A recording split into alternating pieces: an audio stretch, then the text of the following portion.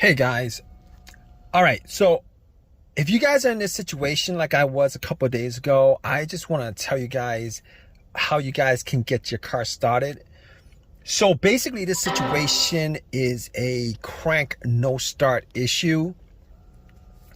So basically my car worked fine for the longest time. I had no issues whatsoever. Battery was good. Haven't had battery issues at all.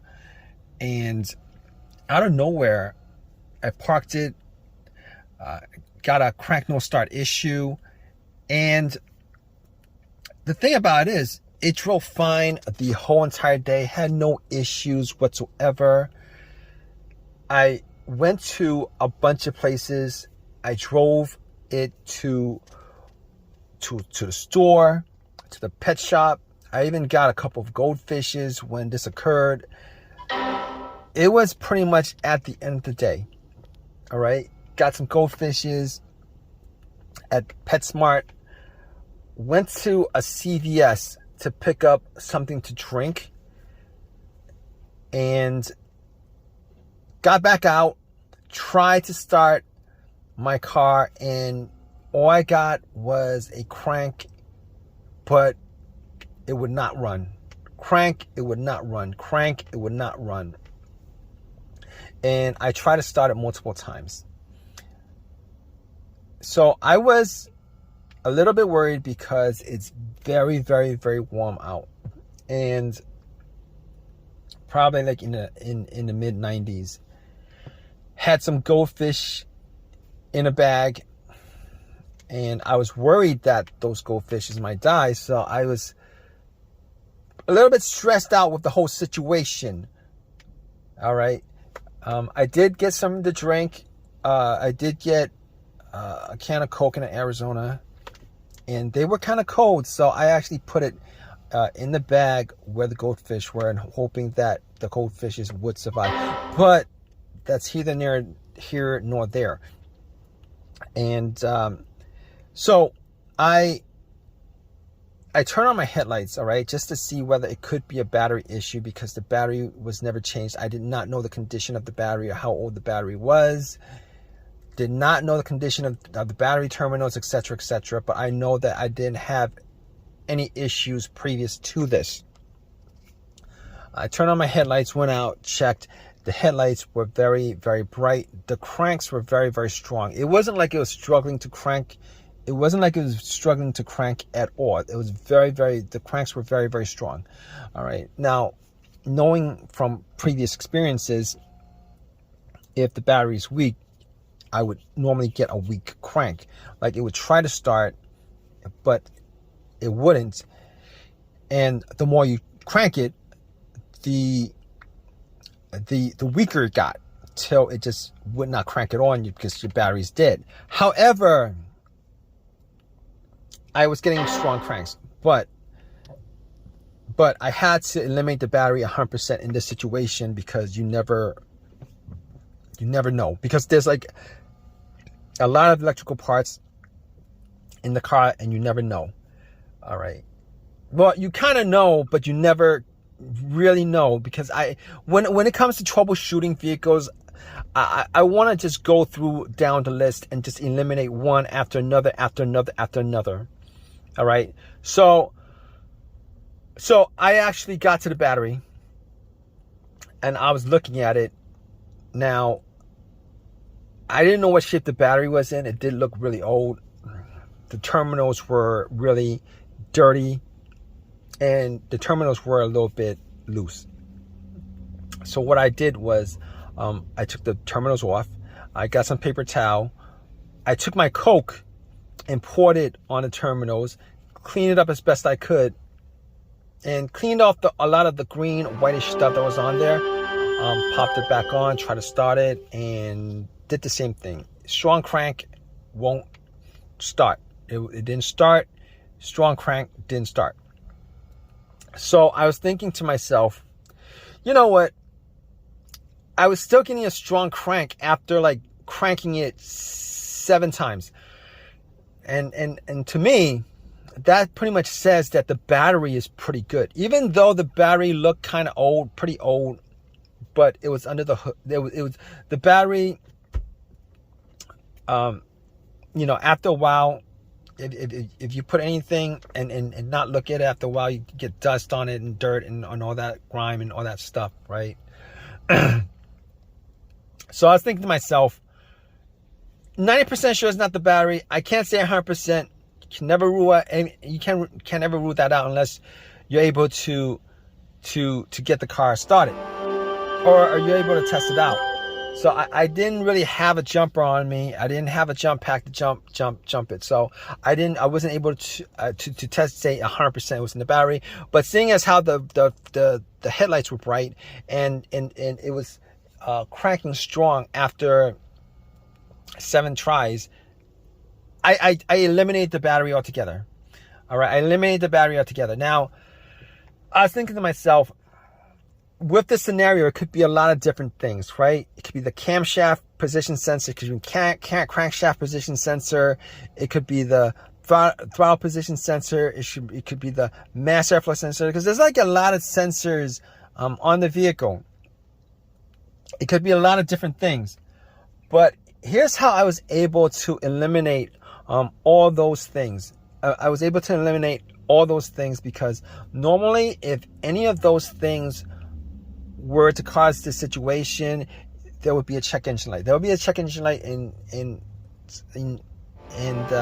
sometimes the check engine light would be blinking, telling you that it's more of a serious issue. But here's the thing: I did not see a check engine light on the dash.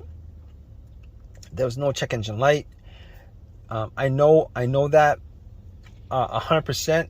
Not that I was checking out for the check engine light being an issue, but I was looking at the dash the whole entire day, glanced here and there, did not see a check engine light on the dash. So I know now I can't rule that out as 100% because I couldn't get the car to start up. Now if it started up and there was no check engine light, you know, I could say 100% that it wasn't check engine light. And I didn't have an OBD2 to pop it in to scan it. Did not have an OBD2 to pop it in to scan it. However, I was going to rule that out because I was going through scenarios as best as I can because it was getting pretty warm and my goldfish, my goldfishes were gonna die. So I was like, all right.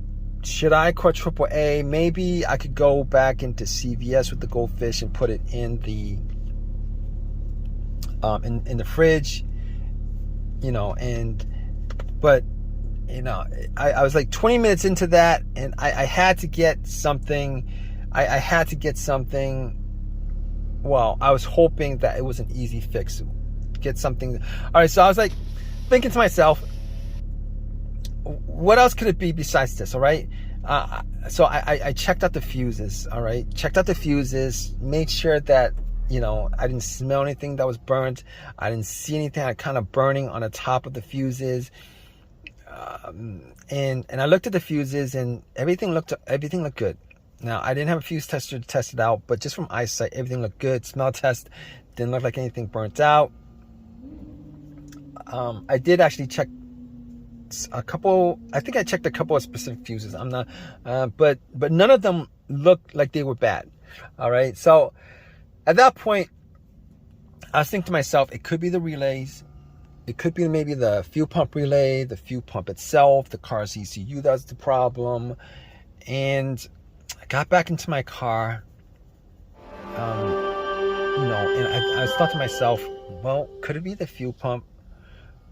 And I tried turning on the car to the on, try to turn on to the on position, right? The position before the crank. I was trying to turn it on to the on position before the crank a couple of times just to see if I could hear, That really doesn't make any sense, but I tried to listen to the priming of the fuel pump. Now, the priming of the fuel pump will sound like a whizzing sound. All right, it would be a low hum whizzing sound because you can hear the motor just running. All right, it'll maybe run for like a second, maybe less than a second or two, whatever it is, and I was able to make out that it wasn't the fuel pump because I could hear the humming. All right, maybe it was just me, but I could hear the humming. So I was like, you know what? That's probably not the issue. That's probably not the issue. So I was thinking to myself, what is it that could cause this? Because I was running out of troubleshooting ideas for this situation. All right, it's because there's nothing noticeable, nothing that was noticeably wrong with the car. And I was thinking to myself, you know what? There's a strong possibility that it could be the key fob, because I never changed out the key fob battery. And I knew somebody who had this particular situation come up where I tried to help them out, and it turned out that it was something as simple as the key fob battery that was causing it, because the battery was either dead or so low that the car could not read that the key fob was in the car. The alarm, the remote was in the car. So I'm at CVS. It's worth a try. I'm at CVS. It's worth a try. It'll be a quick fix if that is the fix, and I could save my goldfishes, etc., etc. And I was like, all right. So I'm gonna take the key fob battery out, because anything outside of this, I wouldn't be able to diagnose without a scan tool, without going through all the fuses, without going through the relay, etc., etc. But since the fuel pump was making a sound, I knew that the relay was working. But anyway, I took a chance on it, hoping that maybe I could fix the situation and just get home real fast. So key fob, I went to CVS, bought a battery. I took the key fob battery out because there's variations of the flat batteries, so I matched it up, put the battery in, ran back to my car, and tried to start it. Crossed my fingers, hoping that it would start, so that the goldfishes would, I could save the lives of the goldfishes. And get my car started without having to put in any more money outside of the $6 or $7 that I spent on the battery. And I turned it on. I tried to crank it. It cranked and it turned on. It cranked and it turned on, guys. So I was relieved, and I've had no issues with it since. I was relieved. I had no issues with it ever since.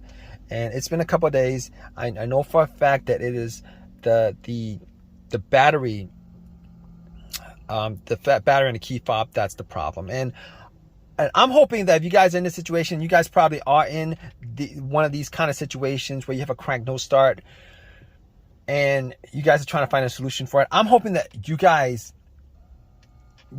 have this easy of a fix as I did. So if you guys have this situation, you guys went through all the troubleshooting steps, and you guys are pretty much at a loss as to what to do next. All right, spend $6, get a brand new key fob battery. Take the key fob battery out of take the old key fob battery out of your remote, swap it out, and then try to start it. Hopefully you guys have as much as an easy fix as I did with my car. All right, hopefully that works out for you. If you guys have any comments, definitely leave a comment in the comment section. Please subscribe. Please give me a thumbs up. All that good stuff, right, guys?